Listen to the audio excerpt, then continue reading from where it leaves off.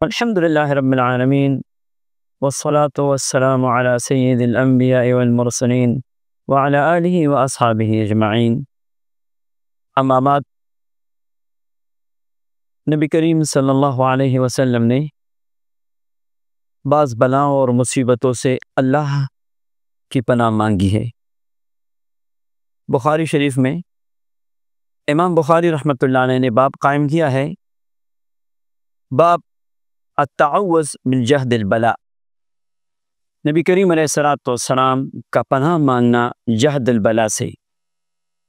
پھر آگے حدیث کا ذکر کیا ہے اور 4 چیزوں کا ذکر کیا ہے کہ اس سے نبی کریم علیہ السلام نے پناہ مانگی ہے۔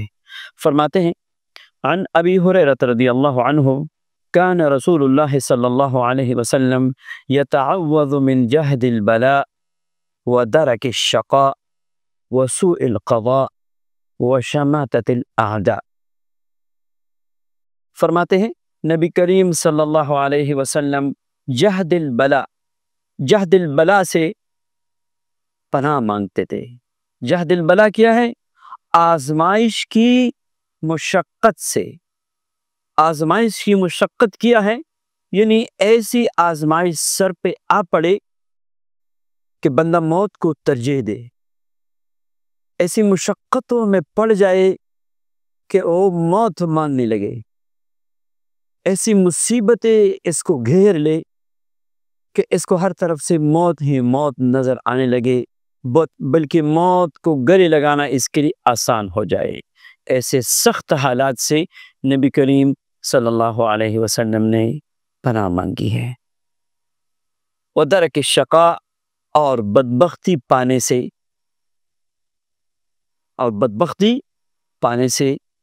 اور فرماتے ہیں وسوء القضاء، اور برے فیصلے سے، وشماتۃ الاعداء، اور دشمنوں کی ہنسی سے پناہ مانگنے کی، کہ ایسی بلائے آئے کہ دشمن دیکھ کے ہنس اور خوش ہو جائے۔ اللہ اکبر۔ بعض علماء فرماتے ہیں کہ جہد البلاء کیا ہے؟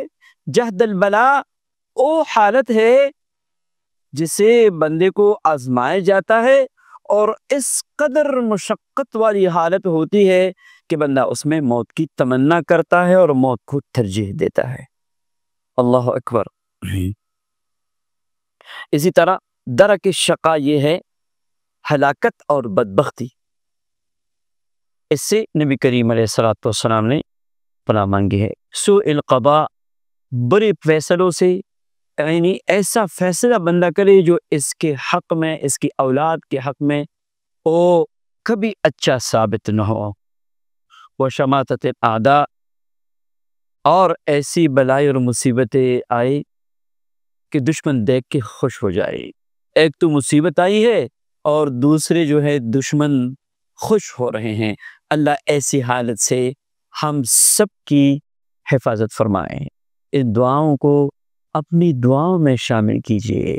اللہ ہمیں ان تمام بلاؤں اور مصیبتوں سے اللہ محفوظ فرما جن بلاؤں اور مصیبتوں سے نبی کریم صلی اللہ علیہ وسلم نے پناہ مانگی ہے۔ آمین یا رب العالمین۔